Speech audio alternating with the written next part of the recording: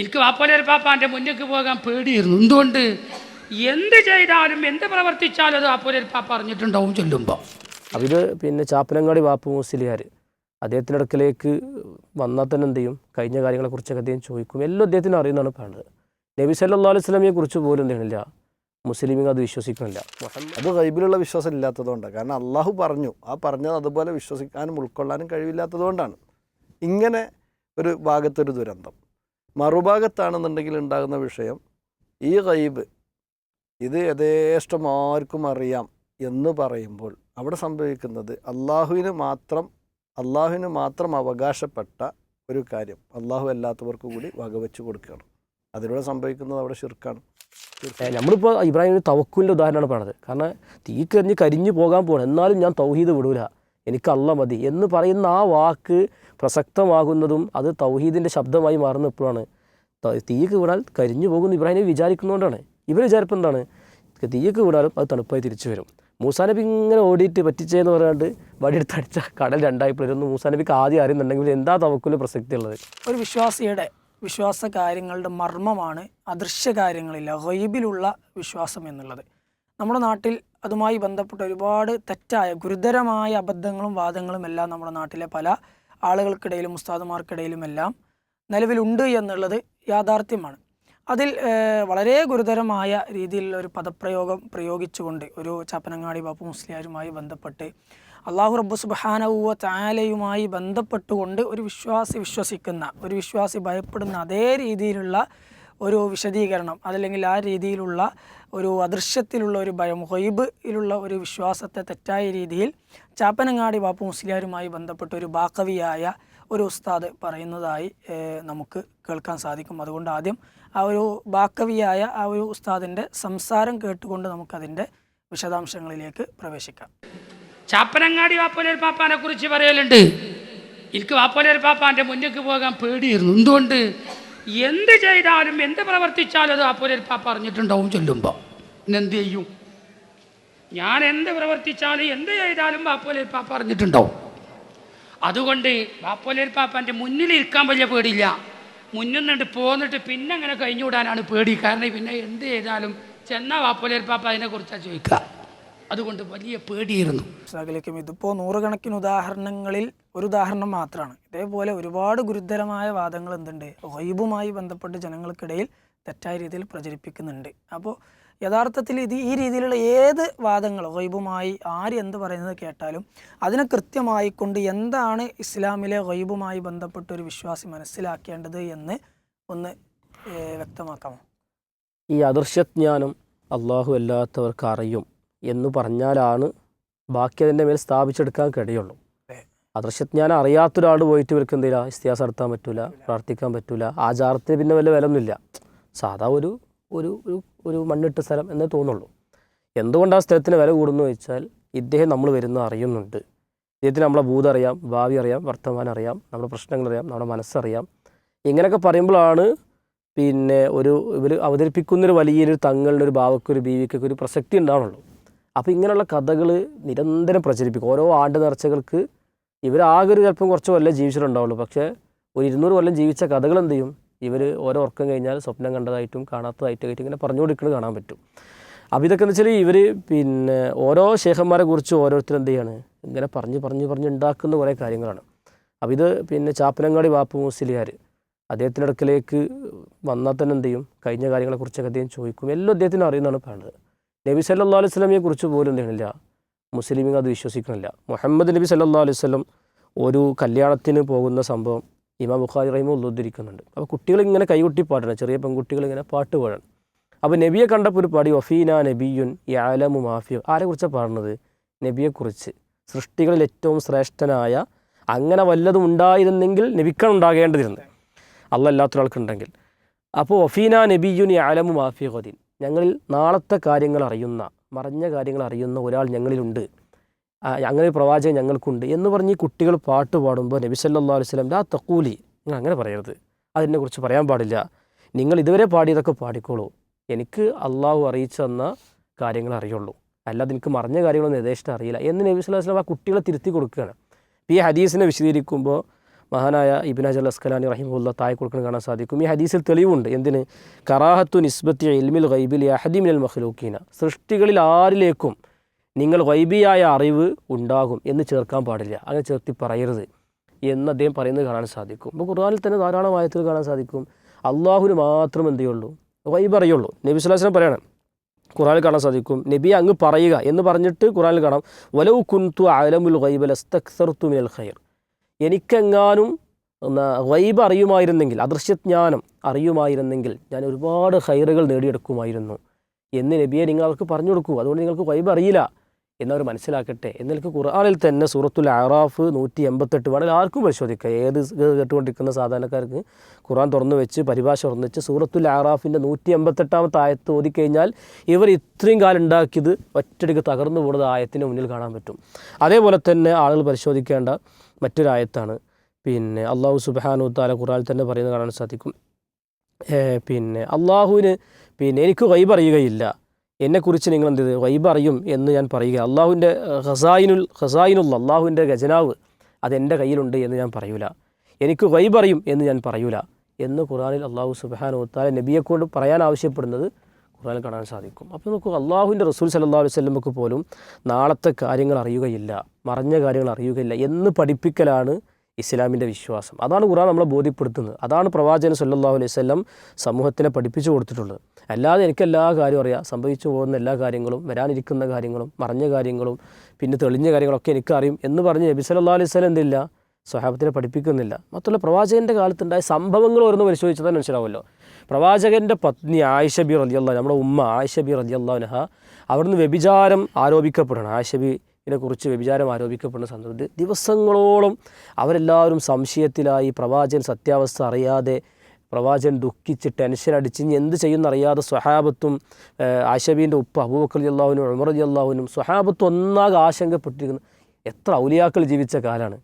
പ്രവാചകൻ ജീവിക്കുന്ന കാലത്ത് ആ ഒരു ചെറിയ കാര്യം പോലും എന്തിനില്ല, അവർക്ക് മനസ്സിലാവണില്ല. അള്ളാഹു വഹി കൊടുക്കുന്നത് വരെ അവർക്ക് അതിനെക്കുറിച്ച് അറിവില്ല എന്നാ ചരിത്രം നമ്മെ പഠിപ്പിക്കുന്നുണ്ട്. ഒരു മാല കളഞ്ഞു പോയിട്ട് ആ മാല എടുക്കാൻ സ്വഹാബത്ത് മുഴുവൻ പരിശോധിച്ച് അവസാനം ഒട്ടകം എണീറ്റിക്കുമ്പോൾ അതിൻ്റെ താഴെയുണ്ട് മാല. അതുപോലും തൊട്ടപ്പുറത്തുള്ള കാര്യം പോലും എന്തിനില്ല, സ്വഹാബത്ത് അറിയണില്ല.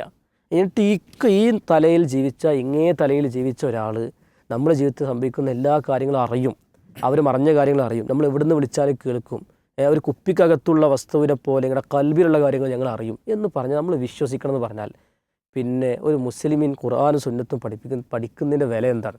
ഇത്തരം അന്ധവിശ്വാസങ്ങൾ നിരന്തരം പ്രചരിപ്പിച്ചുകൊണ്ടേയിരിക്കുന്ന കുറേ ആളുകളെ നമ്മുടെ സമൂഹത്തിൽ ഇനിയും ധാരാളം ആളുകളെ കാണുന്നത്. ഓരോ ദിവസം ഓരോ കഥകൾ അവർ നമ്മുടെ കണ്ണിലേക്ക്, അവർ നമ്മൾ നോക്കുമ്പോൾ തന്നെ നമ്മുടെ കൽബിൻ്റെ ഉള്ളിലൂടെ അവർക്ക് കാണാൻ പറ്റും. ലൗഹം ഇങ്ങനെ നോക്കി നിൽക്കുന്ന ഔലിയാക്കൾ അവർക്കുണ്ട്, ലോകം മുഴുവൻ നിയന്ത്രിക്കുന്ന ഔലിയാക്കൾ അവർക്കുണ്ട്. ഇങ്ങനെ പ്രചരിപ്പിച്ചുകൊണ്ടിരിക്കുകയാണ്. മഹാനായ ഉമർ റളിയല്ലാഹു അൻഹു അവിടെ നിസ്കരിച്ചുകൊണ്ടിരിക്കുന്ന സമയത്താണ് പിന്നെന്ന് എന്ത് ചെയ്യണത്, കുത്തുന്നത്. നിസ്കാരത്തിലാണല്ലോ മരണപ്പെടുന്നത്, നിസ്കരിച്ചുകൊണ്ടിരിക്കുന്നതാണ് കുത്ത് കിട്ടുന്നത്. അവിടെ എന്താണ് കുത്തേറ്റ് വീഴാണ്. അപ്പോൾ തൊട്ടപ്പുറത്ത് ഒരു ശത്രു വിഷം പുരട്ടിയ ഒരു വാളുകൊണ്ട് എന്നെ കുത്താൻ കാത്തിരിക്കുന്നുണ്ട് എന്ന് പോലും മഹാനായ ഉമർ റളിയല്ലാഹു അൻഹു അറിയണില്ല. മാത്രമല്ല കുത്ത് കിട്ടിയപ്പോൾ പറഞ്ഞത് അക്കലനി അൽ കൽബു എന്നാണ് പറഞ്ഞത്, എന്നെ നായ കടിച്ചു എന്നാണ് ഉമർ റളിയല്ലാഹു കുത്ത് കിട്ടിയിട്ട് മനസ്സിലായില്ല അല്ലേ? നിസ്കരിക്കുന്ന സമയത്ത് വിളിച്ചു പറഞ്ഞത് അക്കലനി അൽ കൽബു, എന്നെ നായ കടിച്ചിരിക്കുന്നു എന്നാണ് പറയേണ്ടത്. അതാണ് ആ വിഷയത്തിൽ മനസ്സിലാക്കേണ്ടത്. അതെ. അപ്പോൾ ഇങ്ങനെ എന്തെങ്കിലും ധാരാളം സംഭവങ്ങൾ. പ്രവാചകൻ സ്വല്ലല്ലാഹു അലൈഹി വസല്ലം മരിക്കുന്നത് അവിടുന്ന് പനി ബാധിച്ചിട്ടാണ്. അപ്പോൾ അവിടുന്ന് പ്രയാസം ഉണ്ടാകണം. എങ്ങനെയാണ്? വിഷം പുരുട്ടിയ മാംസം ഒരു ജൂതപ്പെണ്ണ് നബിക്ക് വന്ന് കൊണ്ടുകൊടുക്കുകയാണ്. അപ്പോൾ നബി അത് കഴിക്കുകയാണ്. അപ്പോൾ നബിയാണോ പരിശോധിക്കാനാണ് അവർ കൊടുക്കുന്നത്. അപ്പോൾ നബി അത് കഴിച്ചു, ഒപ്പമുള്ള സ്വഹാബി അത് കഴിച്ചു, അദ്ദേഹം മരണപ്പെട്ടു വീണു. അപ്പോൾ നബി ഇതൊക്കെ അറിയാം, അവൻ കഴിച്ച് അങ്ങനെ മരിച്ചു പോയിക്കോട്ടെ. 70 ഹാഫിലീങ്ങളെ, സ്വഹാബത്തിൽപ്പെട്ട 70 ഹാഫിലീങ്ങളെ ഒരു ഗോത്രം വന്ന് ഖുർആൻ പഠിക്കണം എന്ന് പറഞ്ഞ് കൊണ്ടുപോയി അവർ കിണറ്റിൽ തള്ളിയിട്ട് അവരെ കൊന്നുകളഞ്ഞു. അതിനേശാണ് കുനൂത്ത് ഓതാൻ തുടങ്ങിയത്. നോക്കൂ നിങ്ങൾ. അപ്പോൾ ഇത്രയും സ്വഹാബത്തിനെ കൊണ്ടുപോകുമ്പോൾ പ്രവാചകൻ വിചാരിക്കുകയാണ്, അവർ കൊണ്ടുപോട്ടെ, കൊണ്ടുപോയിട്ടൊരു മരിക്കട്ടെ, ഇതൊക്കെ നബിക്ക് അറിയാം എന്നാണല്ലോ ഇപ്പോൾ ഈ പറഞ്ഞതിൻ്റെ അർത്ഥം. ഇവർ ഔലിയാക്കൾക്ക് ഇതൊക്കെ അറിയുന്നുണ്ടെങ്കിൽ നബിക്ക് ഏതായാലും ഇതൊക്കെ അറിയണമല്ലോ, എല്ലാ കാര്യം സംഭവിക്കണമൊക്കെ അറിയണമല്ലോ. അപ്പോൾ ഇതൊന്നും നബിക്ക് എന്ത് ചെയ്യണില്ല, അറിയുന്നില്ല. പക്ഷേ ഇതാണ് നമ്മൾ ചരിത്രങ്ങൾ മൊത്തത്തിൽ പരിശോധിച്ചാൽ മനസ്സിലാകുന്നത്. നബിക്ക് ഇത്ര മറിഞ്ഞ കാര്യങ്ങൾ അറിയുകയോ, നബി ഇങ്ങനെ കാര്യങ്ങൾ, എന്നാൽ നബി വഹി അടിസ്ഥാനത്തിൽ പറഞ്ഞിട്ടുണ്ട്. നബി കഴിഞ്ഞു പോയ കാര്യങ്ങൾ പ്രവാചകന്മാരുടെ കാലത്തുണ്ടായ ചരിത്രങ്ങൾ പറഞ്ഞിട്ടുണ്ട്. അത് അള്ളാഹു സുബ്ഹാനഹു വ തആല വഹി അറിയിച്ചു കൊടുക്കുമ്പോൾ മാത്രമാണ് അറിയുന്നത്. വഹിയിലൂടെ കിട്ടിയത് മാത്രമാണ് നബിക്ക് അറിയാൻ കഴിയുന്നത്. നിരുപാധികം യഥേഷ്ടം ലഭിക്കുന്നില്ല, നബിക്ക് ഗൈബ് അറിയുന്നില്ല. ഗൈബ് അറിയുന്നത് അള്ളാഹു മാത്രമാണ്, ഒരു സംശയമില്ല. എന്നാൽ അറിയിച്ചു കൊടുത്ത കാര്യങ്ങൾ എന്ത് ചെയ്യും, തീർച്ചയായും അറിയും. ഇപ്പോൾ ഖുറാനിലൂടെ പഠിപ്പിച്ച ഗൈബിയായ കാര്യങ്ങൾ നമുക്കും അറിയാലോ. അള്ളാഹു ഖുറാനിൽ പറഞ്ഞ കാര്യങ്ങൾ നമ്മൾ കാണാത്ത കേൾക്കാത്ത സയൻസ് കൊണ്ട് കണ്ടുപിടിക്കാൻ പറ്റാത്ത കാര്യങ്ങൾ നമുക്കറിയാം. എങ്ങനെ? അത് ഖുറാനിൽ അള്ളാഹു നമുക്ക് പഠിപ്പിച്ചു തന്നു, സുന്നത്തിലൂടെ പ്രവാചകൻ പഠിപ്പിച്ചു തന്നു. എന്നാൽ നബി സ്വല്ലല്ലാഹു അലൈഹി വസല്ലം ഡയറക്റ്റ് എന്ത് ചെയ്യുന്നുണ്ട്? വഹി കിട്ടുന്നുണ്ട്. അതടിസ്ഥാനത്തിൽ നബിക്ക് എന്ത് ചെയ്യുന്നുണ്ട്? നബിക്ക് കാര്യങ്ങൾ അറിയാൻ കഴിയുന്നുണ്ട്. അത് അള്ളാഹു അറിയിച്ചു കൊടുക്കുമ്പോൾ അറിയിച്ചു കൊടുക്കുന്ന കാര്യങ്ങൾ മാത്രം അറിയാൻ കഴിയുന്നത്. അല്ലാതെ എല്ലാ കാര്യങ്ങളും ലോകത്ത് സംഭവിക്കുന്നതൊക്കെ നബിക്ക് ഇങ്ങനെ അറിയാം, നബിയൊക്കെ അറിയുന്നുണ്ട് എന്ന് നബിയുടെ ചരിത്രം വായിച്ചാൽ തന്നെ മനസ്സിലാവില്ല. അപ്പോൾ നമ്മൾ ഇത്തരം സംഭവങ്ങളൊക്കെ പറയുമ്പോൾ അതിൽ നിന്ന് ഒഴിഞ്ഞു മാറാനാണ് എപ്പോഴും ശ്രമിക്കാറുള്ളത്. എന്നിട്ട് ഇത്തരം കഥകൾ ഇങ്ങനെ പ്രചരിപ്പിക്കാൻ തുടങ്ങും. എന്തായാലും ഇപ്പോൾ ഇവരെ ആളുകൾക്ക് തന്നെ എന്തെല്ലാം കാര്യങ്ങൾ സംഭവിക്കുന്നുണ്ട്, ഇതൊക്കെ ഇവർക്ക് അറിയുന്നുണ്ടോ? ഇല്ലല്ലോ. അവർക്കുണ്ടാകുന്ന പ്രയാസങ്ങൾ എന്തെല്ലാം കാര്യങ്ങളുണ്ട്, അത് ഇവർക്ക് മാറ്റാൻ കഴിയുന്നുണ്ടോ? ഒന്നും സംഭവിക്കണില്ലല്ലോ. അപ്പോൾ ഇത്തരം കാര്യങ്ങളിൽ പെട്ടുപോകാതെ ഇത്തരം തെറ്റായ വിശ്വാസങ്ങൾ പ്രചരിപ്പിക്കുന്ന എന്തെങ്കിലും ഒരു ഭൗതിക ലാഭത്തിന് പിന്നിലുണ്ടാവും. അതിനാണ്. അപ്പോൾ ആ ജാറൊന്ന് ഉഷാറാവണം, അല്ലെങ്കിൽ അവിടുത്തെ ആണ്ട് നേർച്ച ഒന്ന് പൊലിപ്പിക്കണം, ഇത്തരം ഔലിയാക്കൾക്ക് ഒരു പ്രൊമോഷൻ കിട്ടണം. അപ്പോൾ ഇനി ഇങ്ങനത്തെ കഥകൾ, അപ്പോൾ ഓൻ പറഞ്ഞ കഥനേക്കാളും കുറച്ച് ഊക്കുള്ള കഥ, കുറച്ച് ഡോസ് കൂടിയ കഥ ഓൻ പറയണം. അപ്പോൾ ഇവിടെ ഉഷാറാവുള്ളൂ, അല്ലെങ്കിൽ കൂടെ ആ ചാർത്തിലുണ്ടാവുള്ളൂ. അപ്പോൾ കുറച്ച് ആൾക്കാർ ഈ ചാർത്തക്കും വരണം. അപ്പോൾ ഇവിടുത്തെ കുറച്ച് കഥ കൂടും, അവിടുത്തെ കഥ കൂടും.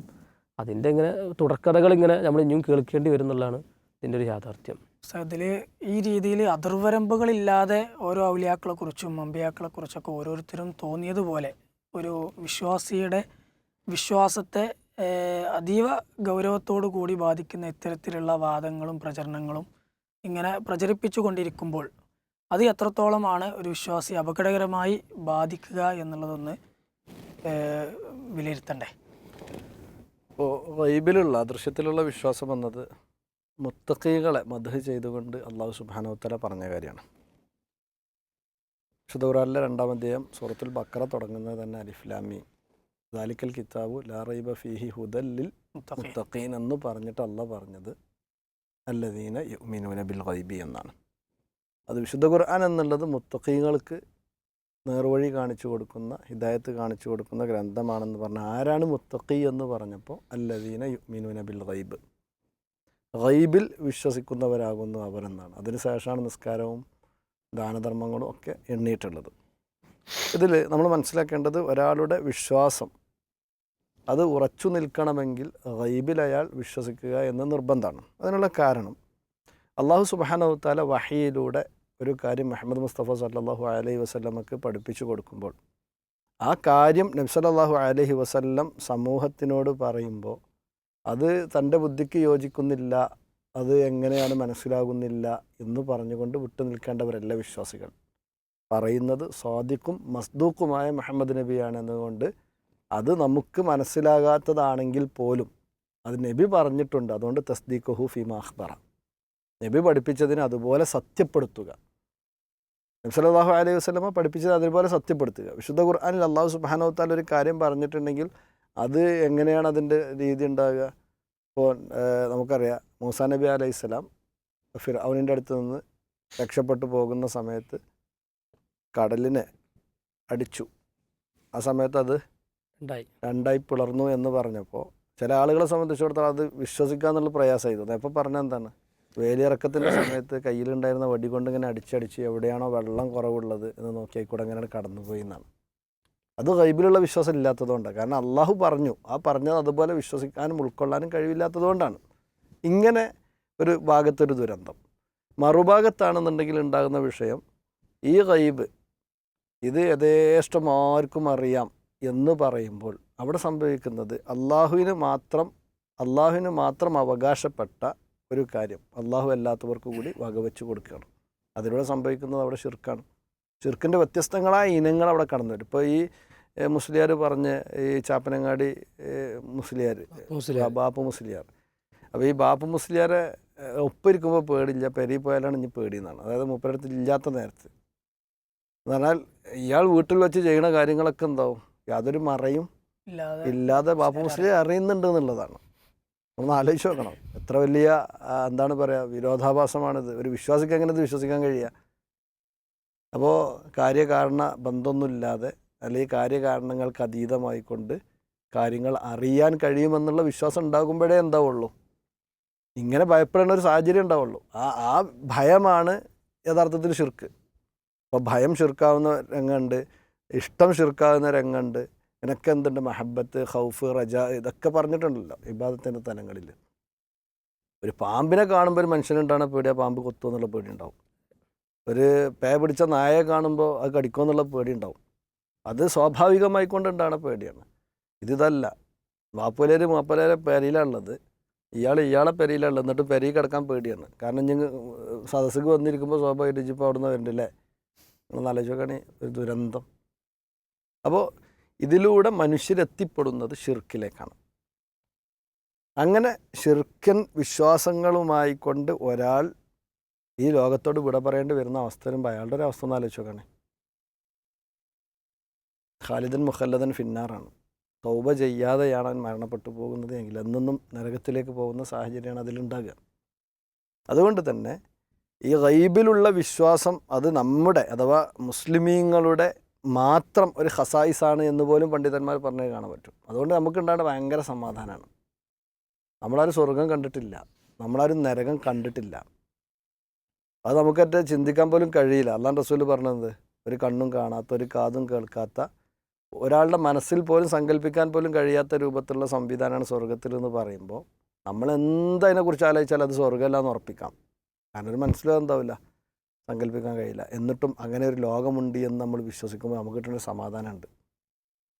അതേപോലെ നരകത്തെക്കുറിച്ചും അതിലുള്ള ശിക്ഷകളെക്കുറിച്ചും പറയുമ്പോൾ നമ്മുടെ ഭൗതിക ബുദ്ധി കൊണ്ട് ആലോചിച്ചാൽ ഒരിക്കലും മനസ്സിലാകാത്ത കുറേ കാര്യങ്ങൾ അതിലുണ്ട്. പക്ഷേ അതിനെക്കുറിച്ച് നമ്മൾ വിശ്വസിക്കുന്നത് കാരണത്താൽ പല തെറ്റുകളിൽ നിന്നും നമുക്ക് വിട്ടുനിൽക്കാൻ അത് പ്രചോദനമാകുന്നുണ്ട്. തെറ്റുകളിലേക്ക് പോകുന്ന സമയത്ത് ആ നരകത്തെ നമ്മൾ ഭയപ്പെടുന്നുണ്ട്. അതുകൊണ്ടാണ് ഈ ഗൈബിൽ വിശ്വസിക്കുന്നയാൾ ആണ് മുത്തഖികളുടെ കൂട്ടത്തിലെ ഒന്നാമത്തെ ആൾ എന്ന് ഇവിടെ പറയാനുള്ള കാരണം ഒരു വിശ്വാസിയെ സംബന്ധിച്ചിടത്തോളം അവൻ്റെ വിശ്വാസം ഉറക്കുവാനും അവന് സമാധാനമായി ജീവിക്കുവാനും പ്രചോദനം നൽകുന്നതും ശക്തി നൽകുന്നതുമായിട്ടുള്ള ഒരു വിശ്വാസത്തിൻ്റെ ഭാഗമാണ് സത്യത്തിൽ ഗൈബിലുള്ള വിശ്വാസം എന്നുള്ളത്. ഇതുകൊണ്ടാണ് ബാപ്പു മുസ്ലിയാരെ കടിച്ച് പേടിച്ചത്. എന്തേ കാരണം? ആ യഥാർത്ഥ വിശ്വാസത്തിക്ക് ഉണ്ടായിരിക്കേണ്ട സ്വഭാവം അയാളിൽ നിന്ന് നഷ്ടപ്പെട്ടു പോയി എന്നുള്ളതാണ്. അതുകൊണ്ട് ഇത്തരം ആളുകൾ പറയുന്നതിൻ്റെ പിന്നാലെ പോയി കഴിഞ്ഞാൽ മനസ്സമാധാനമായിട്ട് പെരി കുത്തിറക്കാൻ കഴിയില്ല, മനസ്സമാധാനമായിട്ടൊരു വണ്ടി കയറാൻ പറ്റില്ല, ഒരു ചായ കുടിക്കാൻ പോലും എന്താ പറ്റില്ല, പോകാൻ പറ്റില്ല. അനുജന്തിനോട് ആ കടയിൽ ചായ എടുക്കാൻ പോയി എന്ന് വെച്ചാൽ കഴിഞ്ഞില്ല കഥ, മനസ്സിലായില്ലേ? അപ്പോൾ ഈ രൂപത്തിലാണ് ഇവരെ ഔലിയാക്കളെക്കുറിച്ച് പഠിപ്പിച്ചിട്ടുള്ളത്. എന്നാൽ മുസ്താഖ് അലി കബി പറഞ്ഞതുപോലെ അള്ളാഹു വഹയിലൂടെ അള്ളാഹുവിൻ്റെ പ്രവാചകന്മാർക്ക് നമുക്കാർക്കും അറിയാത്ത പല കാര്യങ്ങൾ പറഞ്ഞു കൊടുക്കും. അത് നമ്മൾ നിഷേധിക്കാൻ പോകേണ്ട ആവശ്യമില്ല. ഇപ്പോൾ ഈ പ്രൂഫ് പോയിന്റിൽ നമ്മൾ 3 പേർ ഇവിടെ ഇരിക്കുമ്പോൾ ഇതിൻ്റെ പുറത്തെന്താ നടക്കേണ്ടത് നമുക്കറിയില്ല. അങ്ങനെ നോക്കുകയാണെങ്കിൽ ഒരു നിസബിയായ ഗൈബ് എന്ന് വേണമെങ്കിൽ നമുക്ക് അതിനെക്കുറിച്ച് പറയാം, മനസ്സിലായില്ലേ? എന്നാൽ അത് അനുഭവിച്ചുകൊണ്ടിരിക്കുന്ന അറിഞ്ഞുകൊണ്ടിരിക്കുന്ന ആളുകൾ ഇങ്ങേപ്പുറത്ത് വേറെ ഉണ്ടാവും. ഇപ്പം നമ്മൾ ഈ നടത്തിക്കൊണ്ടിരിക്കുന്ന ചർച്ച കേട്ടുകൊണ്ടിരിക്കുന്ന ആളുകളെ സംബന്ധിച്ചിടത്തോളം അവർ ഇത് അറിയുന്നുണ്ട്, ഇത് കാണാത്ത ആളുകളെ സംബന്ധിച്ചിടത്തോളം ഇത് അറിയുന്നില്ല. ആ നിലക്ക് പണ്ഡിതന്മാർ മുത്തലക്കായ ഗൈബ് എന്ന് നിസബിയായ ഗൈബ് എന്നൊക്കെ പലതിനും വേർതിരിച്ചിട്ടുണ്ട്. എന്നാൽ മുത്തലക്കായ ഗൈബ് അള്ളാഹ്ക്ക് മാത്രമേ അറിയുള്ളൂ. നിരുപാധിക ഗൈബ് എന്ന് പറയാൻ പറ്റുന്ന കാര്യങ്ങൾ അള്ളാഹ്ക്ക് മാത്രമേ അറിയുള്ളൂ. അത് മറ്റാർക്കെങ്കിലും അറിയുമെന്ന് വിശ്വസിക്കുന്നതോടു കൂടി തന്നെ അത് ഷിർക്കിൻ്റെ ഗണത്തിലാണ് ഉൾപ്പെടുക എന്നുള്ള കാര്യം നമ്മൾ മനസ്സിലാക്കണം. അതിലേക്ക് വിരൽ ചൂണ്ടുന്ന ധാരാളം ആയത്തുകൾ വിശുദ്ധ ഖുർആനിലുണ്ട്, ഹദീസുകൾ നബി സല്ലല്ലാഹു അലൈഹി വസല്ലമയിൽ നിന്ന് സ്ഥിരപ്പെട്ടു വന്നിട്ടുണ്ട്. അതുകൊണ്ട് തന്നെ ഇത്തരം വിശ്വാസങ്ങളിൽ നിന്ന് നമ്മൾ അകന്നു പോയി കഴിഞ്ഞാൽ, അഥവാ യഥാർത്ഥ രൂപത്തിലുള്ള വിശ്വാസത്തിൽ നിന്ന് അകന്നു പോയി കഴിഞ്ഞാൽ അവിടെ പകരമായി വരിക ഈ പറഞ്ഞ പോലെ ഭയവും പേടിയും അതുപോലെ തന്നെ അസ്വസ്ഥതയും അസമാധാനവും അതുപോലെ തന്നെ ദുശകുനവും ഒക്കെയായിരിക്കും അവിടെ കടന്നു വരിക. അതൊക്കെ ഇസ്ലാമിന് ഘടകവിരുദ്ധമായ കാര്യങ്ങളാണ് എന്നതാണ് നാം മനസ്സിലാക്കേണ്ടത്. അല്ലാഹു ശരിക്കും ഇവരെ അവസ്ഥ ആലോചിച്ച് നോക്കുമ്പോൾ ഇവർക്ക് അള്ളാഹുകാട്ടിയും പേടിയാണ് ഇവരെ ആ തങ്ങന്മാരെ. ഇപ്പോൾ ഒരാൾ പറയണേ അള്ളാഹു സത്യം എന്ന് പറയാൻ പറഞ്ഞാൽ ഒരു കാര്യം ചെയ്യുമ്പോൾ അള്ളാഹ് സത്യം എന്ന് പറയാം, കൂളായിട്ട് അള്ളാഹി എന്നൊക്കെ പറയും. മമ്പർന്നങ്ങൾ സത്യം എന്ന് പറയാൻ പറഞ്ഞു വെച്ചാൽ ഒന്ന് പേടിക്കും, മുയ്യദീൻ ശേഖ് സത്യം പേടിക്കും. അപ്പോൾ ശരിക്കും ആർക്കും ഒരാൾ പേടിക്കണേ, അള്ളാഹിനെക്കാട്ടിയും പേടിക്കുകയാണ് ഒരു അവിടുത്തെ വലിയകളെ. അപ്പോൾ ഇതാണുള്ള കാരണം എന്നുള്ളതുകൊണ്ടാണ് ഈ പേടിക്കണത്. അപ്പോൾ ഈ നമ്മുടെ ഈ പ്രവാചകന്മാരുടെ ചരിത്രമൊക്കെ വായിക്കുമ്പോൾ ഇവർക്ക് ചിലപ്പോൾ ഒരു തമാശയിൽ തോന്നുന്നുണ്ടാവും. കാരണം ഇബ്രാഹിം നബി അലൈഹി സ്വലാത്തു വസ്സലാം തീയിലേക്ക് എറിയാൻ നിൽക്കുമ്പോൾ ഇബ്രാഹിം നബിക്ക് അറിയാം തീയ്ക്ക് വീണ് തണുപ്പായി തിരിച്ച് വരും. അതിൻ്റെ ക്ലൈമാക്സൊക്കെ ആർക്കും അറിയാം, ഇബ്രാഹിം നബിക്ക് അറിയാം. അപ്പോൾ ആ തവക്കിൽ എന്ത് പ്രസക്തിയുള്ളത്? നമ്മളിപ്പോൾ ഇബ്രാഹിം നബി തവക്കുലിൻ്റെ ഉദാഹരണമാണ് പറയുന്നത്. കാരണം തീക്കെറിഞ്ഞ് കരിഞ്ഞ് പോകാൻ പോകണം, എന്നാലും ഞാൻ തൗഹീദ് വിടൂല എനിക്ക് അല്ല മതി എന്ന് പറയുന്ന ആ വാക്ക് പ്രസക്തമാകുന്നതും അത് തൗഹീദിൻ്റെ ശബ്ദമായി മാറുന്ന എപ്പോഴാണ്? തീയ്ക്ക് വീണാൽ കരിഞ്ഞു പോകുന്നു ഇബ്രാഹിം നബി വിചാരിക്കുന്നതുകൊണ്ടാണ്. ഇവർ വിചാരിപ്പം എന്താണ്? തീയ്ക്ക് വീണാലും അത് തണുപ്പായി തിരിച്ചു വരും. മൂസാ നബി ഇങ്ങനെ ഓടിയിട്ട് പറ്റിച്ചേന്ന് പറയാണ്ട് വടിയെടുത്ത് അടിച്ച കടൽ രണ്ടായി പിളരുന്നു. മൂസാ നബിക്ക് ആദ്യം അറിയുന്നുണ്ടെങ്കിൽ എന്താ തവക്കുല് പ്രസക്തി ഉള്ളത്? ഇസ്മായിൽ നബിക്ക് എന്നല്ല. അപ്പോൾ ഇതുപോലെയോട് സംബന്ധിച്ച് ഇതൊരു നാടകം, ഒരു കളി. അതെല്ലാം ശരിക്ക് സ്വഹാബത്തിൻ്റെയും പ്രവാചകന്മാരുടെ ചരിത്രം നമ്മൾ വായിക്കുമ്പോൾ മനസ്സിലാക്കുന്നു. അൽഹംദുലില്ലാ. ഏതായിരുന്നാലും ഇന്ന് നമ്മൾ ചർച്ചക്കെടുത്ത 3 വിഷയങ്ങൾ ഇവിടെ അവസാനിക്കുമ്പോൾ കേൾക്കുന്ന ഓരോ വിശ്വാസികളും മനസ്സിലാക്കേണ്ടത് എല്ലാ വിഷയങ്ങളുടെയും പ്രാമാണിക തലം ഒരു വിശ്വാസി എങ്ങനെയാണ് അതിനെ നോക്കിക്കാണേണ്ടത്, അതിൻ്റെ പ്രമാണം എന്താണ് എന്ന് കൃത്യമായി വിശദീകരിക്കുകയുണ്ടായി. ഓരോ വിഷയത്തിലും നമ്മൾ അടിസ്ഥാനമാക്കിയത് വിശുദ്ധ ഖുർആനാണ്, ഹദീസുകളാണ്, സ്വഹാബത്തിൻ്റെ മാതൃകകളാണ്.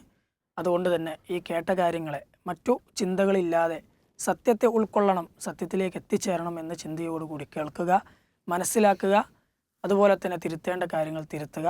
അള്ളാഹു തൗഫീക്ക് നൽകി അനുഗ്രഹിക്കുമാറാകട്ടെ. പുതിയ 3 വിഷയങ്ങളുമായി ഇൻഷാ അല്ലാഹ് അടുത്തയാഴ്ച വീണ്ടും കാണാം. വസല്ലല്ലാഹു അലാ നബീന മുഹമ്മദ്. അൽഹംദുലില്ലാഹി റബ്ബിൽ ആലമീൻ. അസ്സലാമു അലൈക്കും വറഹ്മത്തുള്ളാഹി വബറകാതുഹു.